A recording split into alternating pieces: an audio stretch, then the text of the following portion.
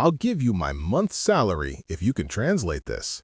The Millionaire CEO, Pierce Hawthorne, chuckled, looking down at the cleaner. He didn't know he was betting against the wrong person. "Get out of the way. Important people are trying to pass," Pierce shouted at Elara Vance, shoving her cleaning cart with such force that it nearly toppled over.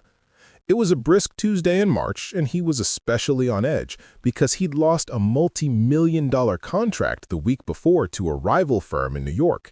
Elara, dressed in the simple blue uniform of the contracted cleaning service, just lowered her head and mumbled, "Excuse me, sir," as she retreated into the corner of the polished Chicago office hallway. Pierce, a sharp-featured man of 42, ran one of the largest luxury import firms in the Midwest. He wore custom Italian suits that cost more than many of his employees' annual wages and carried the entitled air of someone who'd never broken a sweat for anything in his life. To him, people like Elara were nothing more than inconvenient obstacles in his path. "Chloe," he bellowed at his secretary as he stormed into the sleek Place office, "how many times do I have to tell these cleaning people not to clutter the entryway when I'm arriving?" Chloe, 35, had worked for him for 8 years and was intimately familiar with his explosive temper. "Mr. Hawthorne, she was just doing her job. The floors need to be done before the morning rush." "Job? Standing dead center in the main hallway is a job now?" he retorted, slamming his leather briefcase onto his mahogany desk. "These people have no sense of hierarchy. They think they can occupy space as if they own the place." Elara, who was 43 and had been working there for 2 years, heard every word from the hallway. She was accustomed to this kind of treatment, virtually invisible to most of the employees. But she heard everything, observed everything, and quietly cataloged every small, cutting humiliation. The day proceeded normally until the mail arrived, bringing a document that would change everything. It was a thick, cream-colored envelope bearing an international airmail stamp and addressed directly to Pierce. He tore it open. Upon seeing the contents, his expression shifted from arrogant annoyance to utter confusion. The papers were filled with strange characters and impossible-to-pronounce words, a language he'd never encountered. "What the devil is this?" he muttered, flicking through the pages with a look of distaste. "Looks like something from another planet." Chloe nervously approached as he started to raise his voice again. "Chloe, come here and deal with this mess. Someone sent me papers in some alien dialect." She took the documents and carefully examined them.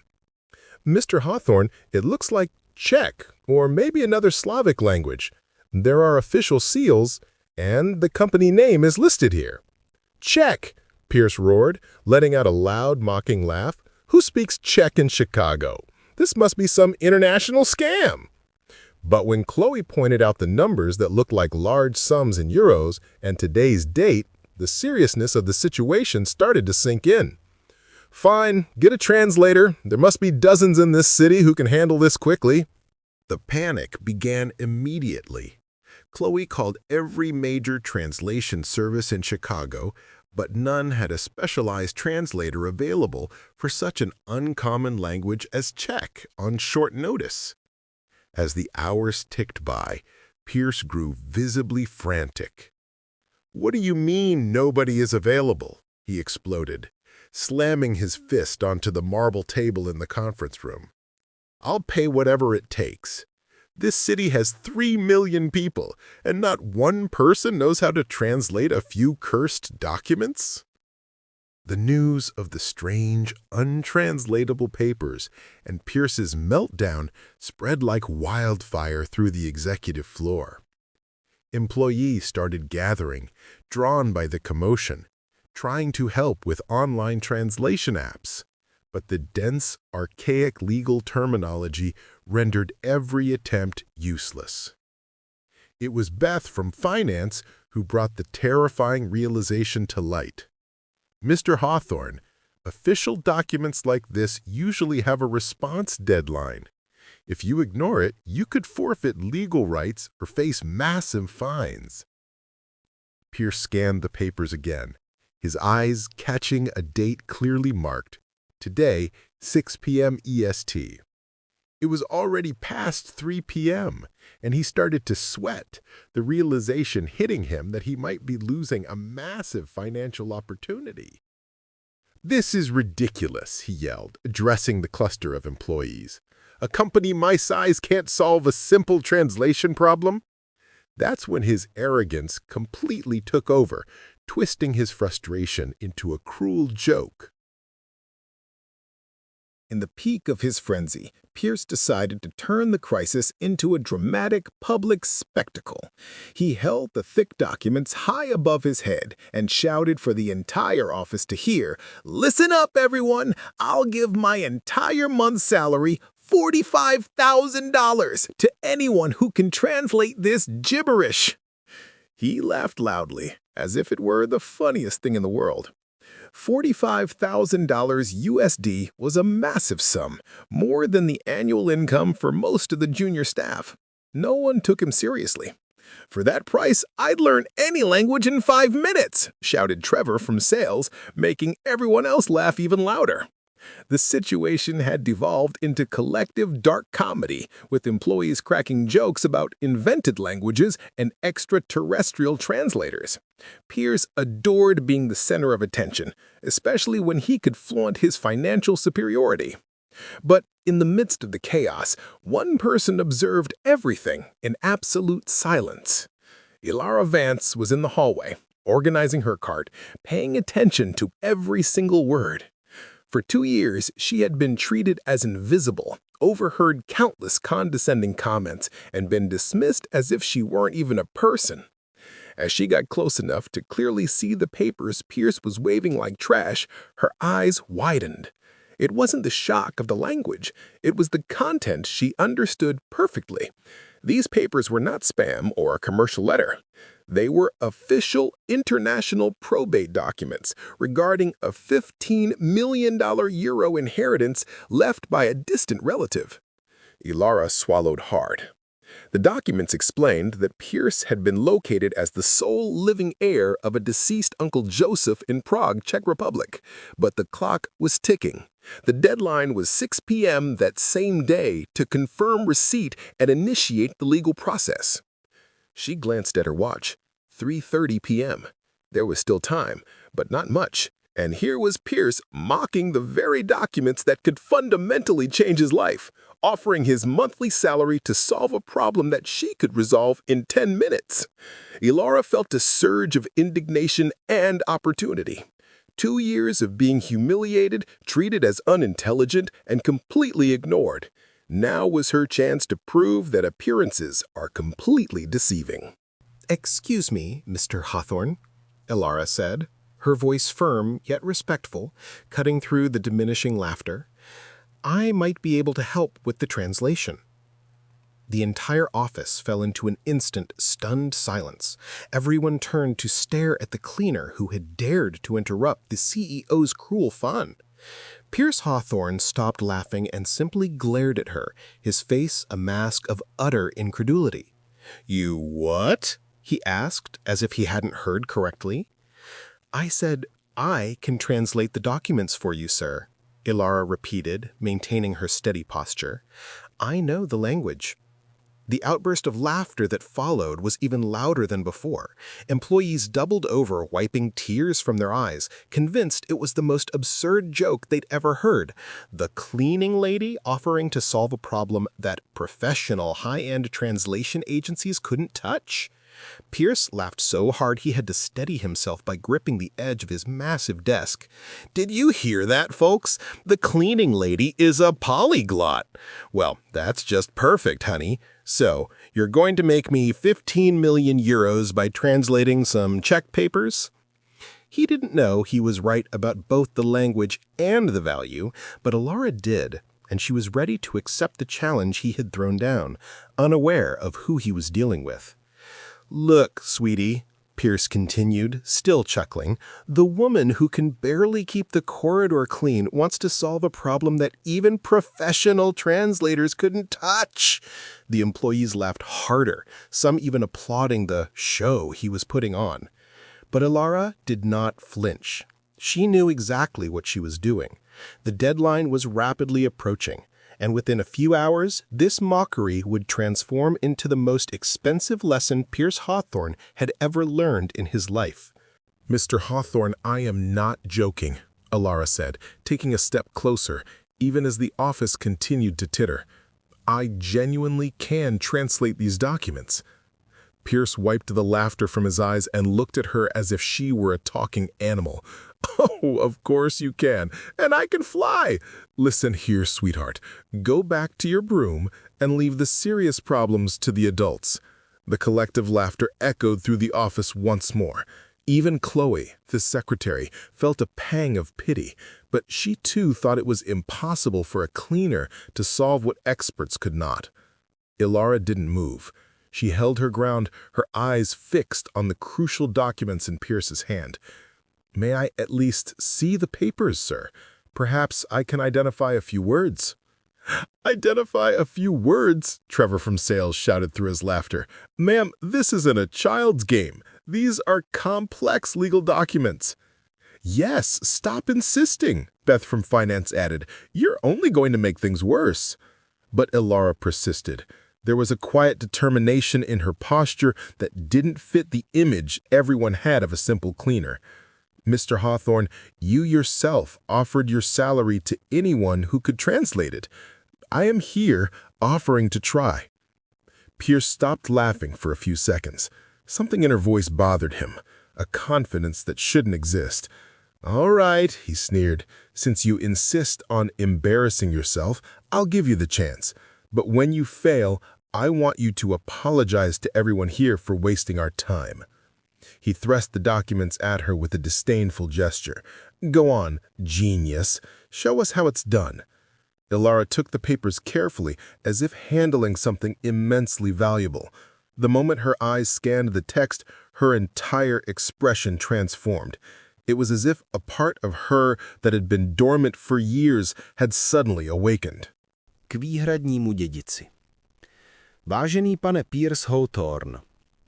The words, spoken with perfect pronunciation and a natural fluency that flowed from Elara's mouth as if she had been born speaking Czech, hung in the air. The office was in a state of absolute silence. It was impossible to fake that kind of linguistic command. Pierce Hawthorne's eyes were wide. His jaw literally dropped. Are you actually reading that? He whispered, his booming voice reduced to a barely audible croak.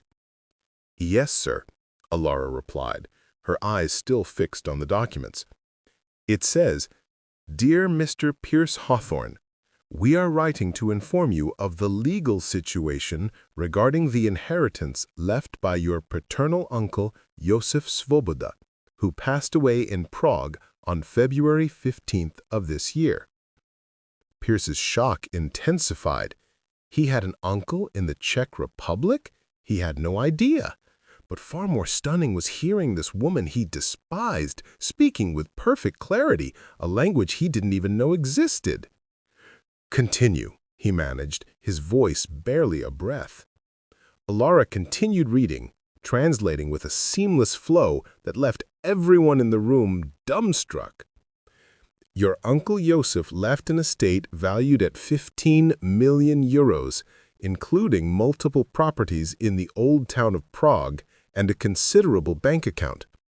As the sole living heir of the Svoboda family, you are legally entitled to all assets. 15 million euros. The number echoed through the silent office like thunder.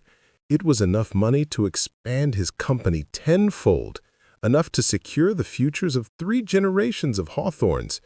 Pierce gripped the edge of his desk to keep from falling over.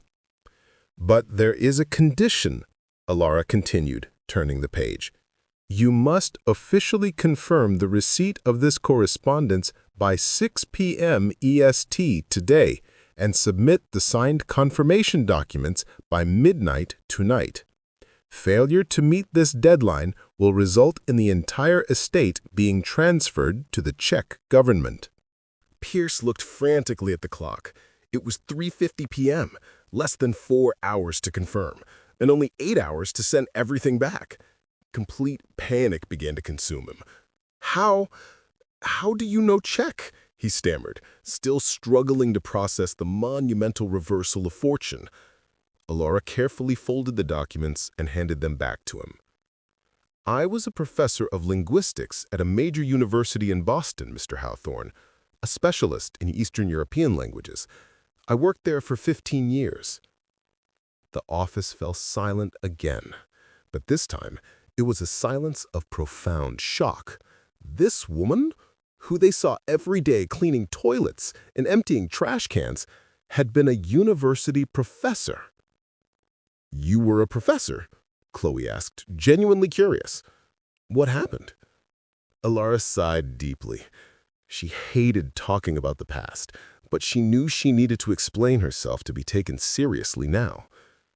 "I lost my job 2 years ago. I reported a corruption scheme at the university, where certain administrators were selling fake diplomas and forging grades. I was subsequently fired for causing institutional instability and became a pariah." "And after that?" Beth asked. Her expression completely changed now. "I was effectively blacklisted from the academic world. No university wanted to hire someone who had reported corruption. My husband was unemployed. My daughter, Iris, needed constant medical care. I took the first job that offered full benefits and a steady paycheck." Elara's story dropped like a bomb in the middle of the office. Employees who were laughing at her just minutes ago now looked at her with a mixture of dawning respect and profound pity. It was impossible to reconcile the silent, invisible cleaner with the image of a respected, highly educated professor. "Are you certain about the translation?" Pierce asked, still clinging to a sliver of disbelief. "I am, sir. I can translate the entire document word for word if you wish. I can also help draft the necessary reply that needs to be submitted." Pierce started pacing, his brain running at 1,000 miles an hour. 15 million euros, a fortune that was literally in the hands of the woman he had just humiliated minutes earlier. Every new disclosure from Elara was like a fresh blow to Pierce Hawthorne's massive ego. The woman he treated like dirt had a professional background that he could only dream of possessing. Yet, his ingrained arrogance still had one last gasp. "Even so, I could be paying you to invent anything," he said, folding his arms dismissively. "How do I know you're not lying about the value or the urgency?" This was the moment Elara did something entirely unexpected. She pulled out her simple, dated cell phone and quickly dialed a number she clearly knew by heart. "Hello, Czech Consulate. This is Elara Vance, former official translator. Could you confirm the authenticity of some legal documents for me?"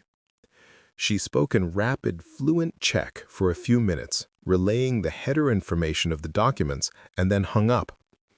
"Confirmed," she stated, her expression unwavering. "The documents are authentic. They were sent by the law firm of Kuvar and Associates in Prague. The inheritance is real." The silence in the office was deafening. Pierce felt as if the floor was dissolving beneath his feet. Not only was the inheritance real, but the woman he despised was the only person capable of securing it for him. "What do you want to complete the full translation and legal response?" he asked, his voice noticeably quieter than normal. "You already made an offer, Mr. Hawthorne," Elara responded, looking him directly in the eye. "Your monthly salary, $45,000. Pierce swallowed hard. It was a staggering amount, but compared to 15 million euros, it was a negligible fee. "Fine, I accept, but everything must be ready and submitted by 6 p.m. "It will be," Elara said with quiet confidence. "But I will require a computer, access to the internet, and a guarantee that no one will interrupt me." "Chloe, clear out the executive conference room for her," Pierce ordered, still slightly dazed, "and get her whatever she needs, immediately." As Elara walked toward the conference room, the employees began to whisper. It was impossible to fully process what had just happened. The invisible cleaner had revealed herself to be a highly qualified legal scholar, and now she was about to save the company's CEO from a spectacular loss. "I can't believe she really knows Czech, Ravan," Trevor murmured to Beth. "Dude, she just called the consulate right in front of us. You can't fake that kind of access or fluency." Pierce stood in the middle of the office, struggling to comprehend how he had so utterly underestimated someone. For 2 years, a former university professor had been cleaning his office, and he had never noticed. Worse, he had treated her as inferior, as if she were unintelligent. "Well, at least we found out she's not a typical cleaner," he muttered to Chloe, his arrogance still trying to cling to life. "But I still find this whole story strange." Inside the executive conference room, Elara sat down at the computer and began to work. For the first time in 2 years, she felt truly useful again. Her fingers flew across the keyboard, translating not just the words, but capturing all the legal nuances a typical translator would miss. As she worked, she thought about the humiliation she had endured. Now, ironically, she was the one saving the man who had most looked down on her. The clock read 4:15 p.m.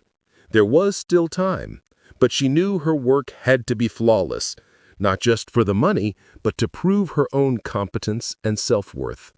At 4:45 p.m., Elara finally emerged from the conference room, carrying a neat stack of papers and an expression that Pierce Hawthorne couldn't quite decipher. The entire office paused to watch as she approached his desk, walking with a self-assured posture that no longer matched the cleaner image they had all held of her. "It's ready, Mr. Hawthorne," she said, placing the organized documents on his desk. Full translation with all legal terms explained, and the required confirmation letter drafted in Czech. Pierce picked up the documents with trembling hands. The translation was impeccable, with every paragraph detailed and explained. It wasn't merely a literal translation. It was a professional legal document that included explanatory notes about the Czech probate process. "Here is everything about the inheritance." Elara pointed to specific sections. "Your Uncle Joseph owned 3 major properties in Prague, including a historic hotel in the city center. He had no children, and you were located via genealogical records as the sole living heir." Pierce read every line, his eyes wide. The fortune was even larger than he had imagined. Beyond the 15 million euros in the bank, there were properties valued at least another 10 million euros. "And this confirmation letter?" he asked, pointing to a document drafted in perfect Czech calligraphy. "It's the official confirmation of receipt and acceptance of the inheritance. It needs to be sent via express courier today. I also prepared a power of attorney for the Prague attorneys to begin the transfer process." Chloe leaned in to examine the documents. "Elara, this is incredible. It looks like the work of a major international law firm." "It is," Elara responded simply. "I've handled hundreds of similar documents when I worked at the consulate." Pierce looked at her with an entirely new expression. It was no longer scorn or condescension. It was a mixture of forced respect and deep discomfort at having to admit he was wrong. "You really understand all of this?" he asked, the statement sounding more like a question. "Yes, sir. Besides Czech, I speak German, French, Italian, and Russian. I hold a master's in legal translation and worked on international succession cases for 8 years before going into academia." Each sentence from Elara was a painful slap to Pierce's arrogance. Yet, he still tried to cling to one last doubt. "Still, I could be paying you to invent anything. How do I know you're not lying about the value?" That's when Elara shared a deeply personal truth. "I took this job because I needed a job with health benefits, Mr. Hawthorne. My daughter, Iris, has type 1 diabetes and needs imported insulin and constant medical care. We lost our insurance when I was blacklisted." A pang of guilt struck Pierce's chest. For 2 years, he had been abusive toward a woman fighting to keep her child alive. "That's why you accepted a cleaner's job?" he asked, avoiding direct eye contact. I had no option. I needed the employment contract to secure a health plan. When the cleaning company offered the position, I accepted immediately. It wasn't my dream job, but it was dignified. Elara, I need to go to the courier service right now, Pierce said, standing up abruptly. But first, I want to say something. All the employees who were still gathered around paused. Pierce rarely made speeches, and when he did, they were usually to criticize someone. I have treated you poorly for the last 2 years, he began, clearly struggling to articulate the words. I didn't know your story, but that doesn't excuse it. No one deserves to be treated the way I've treated you. Elara looked at him with a neutral expression. Thank you for acknowledging that, Mr. Hawthorne. No, let me finish, he insisted. You just saved me from losing the biggest opportunity of my life, an opportunity I almost threw away because of sheer arrogance. The office remained absolutely silent. No one had ever seen Pierce apologize to anyone, much less a cleaning service employee. You will receive the $45,000 I promised, but beyond that, I want to offer you a real job. Consultant for international translation for this company. A salary of $10,000 a month plus full benefits. The offer caught Elara entirely by surprise. She had expected to collect the money and return to her routine, but she hadn't anticipated an employment offer. I don't know what to say, she replied honestly. Think about it calmly, Pierce said, grabbing the documents, but know that it would be an honor to have someone with your qualifications officially working for the firm. As he rushed out to the courier, the office was left in a strange atmosphere. Employees who minutes ago viewed Elara as a cleaner now saw her as a respected professional. Elara, Trevor from sales approached her, I want to apologize. I laughed at you today, and that was completely wrong. Me too, Beth from finance added. I'd never imagined you had been through all that. One by one, employees came forward to apologize. Elara accepted the apologies politely, but it was clear the attention made her uncomfortable. You don't need to apologize. It was just an unusual situation. But we do, Chloe insisted. We worked alongside you for 2 years and never bothered to really get to know you. Elara smiled for the first time that day. Thank you. That means a lot to me. At 6:20 p.m., Pierce returned from the courier service, sweating and slightly out of breath, but visibly relieved. I made it. Documents sent with a delivery deadline, guaranteed for tomorrow morning in Prague. He approached Elara, who was still in the conference room talking with a few employees. So, what do you think of the offer? Mr. Hawthorne, it is a generous offer, but I need to think about it. It's not a simple decision. Of course, I understand, but I hope you accept.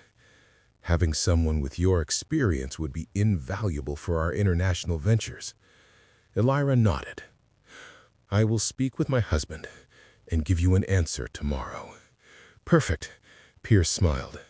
And Elara, yes? Thank you. Not just for the translation, but for teaching me a lesson I desperately needed to learn. Elara gathered her purse and headed for the door. Until tomorrow, everyone. When she left, the office fell silent again. Everyone was processing the day's events. A woman they saw as invisible had revealed herself to be the most competent person in the room. Man, Trevor muttered, we worked for 2 years with a former university professor and never knew it. Imagine how many other people we misjudge every day. Beth reflected. Pierce learned that competence isn't about the job title. Pierce sat down in his chair, still processing everything. 15 million euros were on their way, but more importantly, he had learned a painful truth about himself. For 2 years, he had mistreated an extraordinary woman. And ironically, she had saved him when he needed it most. Elara was sitting in the reception area at 8:30 a.m. when Pierce Hawthorne arrived half an hour earlier than usual. He was anxious to know her decision, but also nervous about working alongside someone he had treated so poorly. "Good morning, Elara," he said, approaching the reception desk. "Have you decided?" "Good morning, Mr. Hawthorne. Yes, I accept your offer, but I have a few conditions." "Of course. Name them." "First, I want to work half-time for the first 2 weeks to train my replacement in cleaning. I don't want to leave the contracted company short-handed." Pierce was impressed. Even after all she'd endured, she showed loyalty and integrity to the job she was leaving. "Second," she continued, "I want my salary to be deposited directly into the clinic's account where my daughter Iris receives her treatment. I want no risk of any missed payments." "No problem," he agreed immediately. "And finally, I want a written contract with all the job functions clearly defined. I don't want anyone in the future to question my qualifications for the role." "Fair enough," Pierce said, nodding. "I'll have legal prepare everything today." They ascended to the executive floor, where Chloe was already organizing the day's schedule.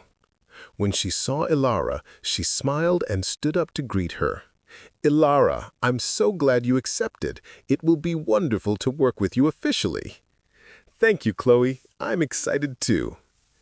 Pierce was heading into his office when he turned back to Elara. "Oh, I almost forgot to mention. An email arrived from Prague this morning. The lawyers confirmed receipt of the documents. They said it was the most impeccable translation work they had ever seen." Elara smiled. "I'm happy they approved." They didn't just approve, they want to hire you for other cases. It seems you have a reputation there I wasn't aware of. It's possible. I worked with Kovar and Associates a few times when I was at the consulate. Just as Elara was being formally introduced to the other departments, the day took a sharp, stressful turn. "Mr. Hawthorne?" Chloe called over the intercom. "There's a Mr. Pavel Kovar on the line. He says he's the attorney from Prague and that it's urgent." Pierce immediately took the call. The conversation was mostly in English, but he had to ask Elara to translate some of the more complex legal jargon. After 20 minutes, he hung up with a look of deep concern. "Elara, we have a problem," he said. "More documents arrived from Prague. It seems the inheritance has more complications than we anticipated." "What kind of complications?" "I didn't quite understand it. He said something about a legal contestation. Other relatives have suddenly appeared, pending lawsuits. He needs me to send the detailed response by tonight." "That's odd. Yesterday's documents explicitly stated you were the sole living heir." "Yes, but now it seems there are other people involved. And the worst part is, if we don't resolve this by midnight, I could lose everything." Pierce was clearly distraught.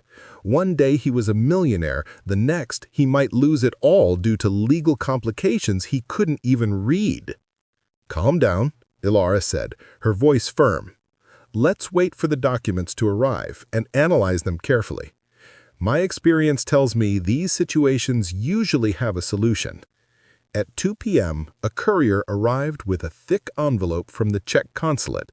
It contained at least 20 pages of legal documents, all in dense, complex Czech. Elara locked herself in the conference room to analyze everything. Pierce anxiously paced outside, asking every 15 minutes if she was finished. At 4 p.m., Elara finally emerged, her expression serious. Pierce rushed to her side. "So, what's happening?" "Sit down, Pierce. This is more complicated than we thought. 3 people have appeared alleging to be relatives of your Uncle Joseph." "Tomorrow? That's impossible, Elara. I don't speak Czech. I know nothing about the country, and I certainly don't know their legal system," Pierce exclaimed, running a frantic hand through his hair. "That's why you won't go alone," Elara said calmly. "I'm going with you. I know the Czech legal system, I speak the language perfectly, and I have contacts in Prague. Without professional help, you will certainly lose everything. Pierce sat down, trying to process the monumental decision. But that will cost a fortune. Flights, hotels, lawyers. Pierce, you are talking about 15 million euros, Elara countered, her tone sharp. Spending $20,000 to secure that is an investment, not an expense. And if I still lose everything, then at least you'll know you tried everything. If you don't go, you will lose with absolute certainty. Chloe stepped in. Pierce, Elara is right. You have to go. I'll take care of everything here at the firm. Pierce looked at Elara again. You would really do that? Travel to Prague to help me? I would, but obviously not for free. I want 5% of whatever you recover. Pierce quickly calculated. 5% of 15 million euros was approximately $800,000 USD, a life-changing sum for Elara and her family. That is exactly what any international lawyer would charge for a case like this, probably more. Pierce thought for a few seconds. $800,000 was a massive sum, but compared to forfeiting 15 million euros, it was a bargain. Fine, he said, extending his hand. I accept. Elara shook his hand firmly. Then let's prepare. I need to call my contacts in Prague. You need to arrange for an emergency passport, and we need to book flights for tomorrow night.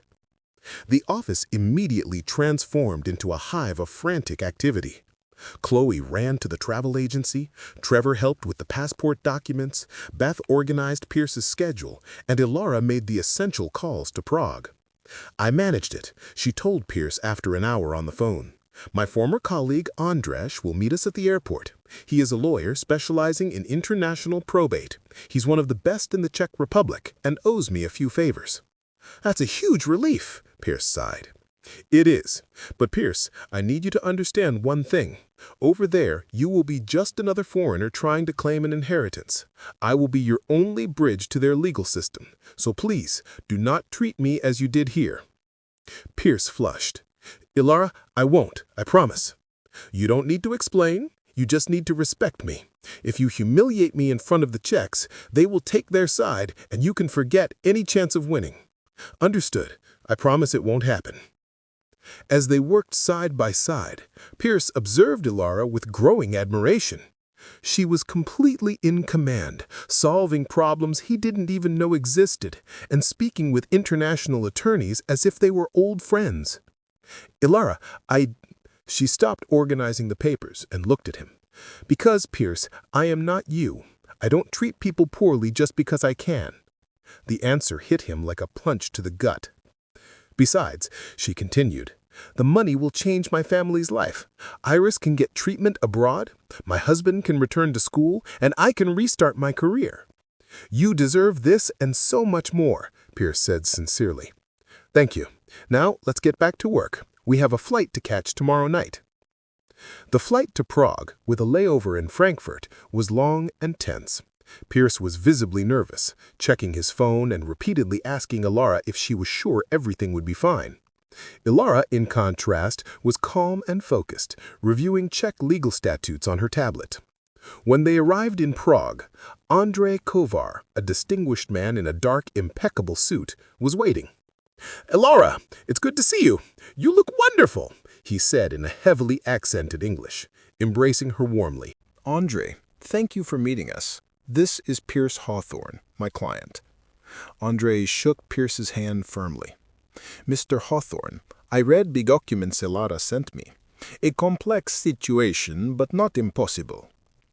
In the car to the hotel, Andrej explained the scenario. 3 people contested the inheritance. 2 cousins claimed Joseph promised them the properties. The woman claimed she was his common-law wife for 10 years. It sounds like everyone in Prague knew my uncle except me, Pierce muttered. Normal in international probate. Relatives appear like mushrooms after the rain when money is involved. They checked into their hotel rooms. Pierce, get some rest. Elara suggested. Tomorrow will be a very long day. And you? I'm meeting with Andre to review the legal strategy.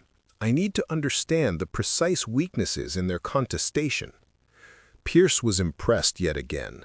While he was lost and nervous, Elara was working methodically to dismantle the problem. The true legal battle was about to begin, but the bigger personal victory had already been won in Chicago. If you loved this tale of a multi-million-dollar inheritance, unexpected expertise, and a life-changing lesson in respect, you won't want to miss what we have lined up for tomorrow. Subscribe now and turn on notifications so you can join us for another thrilling and emotional story. Thank you for watching until the very end. Hit that subscribe button and we'll see you tomorrow for more. See you in the next video.